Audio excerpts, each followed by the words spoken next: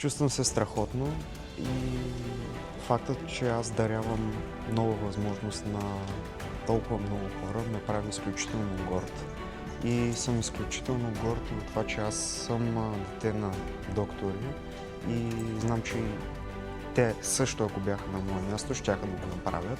Даряваме кръв, за да може да дадем възможност за още един рожден ден, още една вечер под звездите, още един ден на плажа, още една усмивка, още една прегръдка и още един шанс. Така че за това хората според мен трябва да даряват. Има много ползи и трябва да си помагаме един на друг.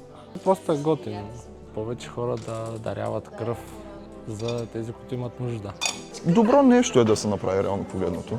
Важно е повече хора да даряват кръв, защото много болници, както и кръвни банки, имат необходимостта да се направи това нещо.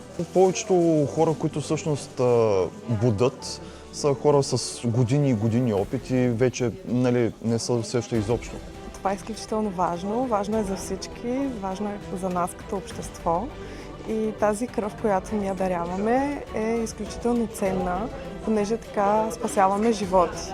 И е много важно всеки, който иска, който може, да ходи често, да се изследва, да дарява кръв, да помага на другите хора и като цяло да се обедини малко повече като общество. Даряването на кръв е едно жизненно важно нещо, което трябва всеки човек да направи, понеже много хора по света се нуждаят от кръв, не само по света, и в България. Всеки е с различна кръвна група, така да го кажа, и всеки има нужда от точно определено количество. Бързо минава и наистина е невероятна възможност за спасяване на един човешки живот.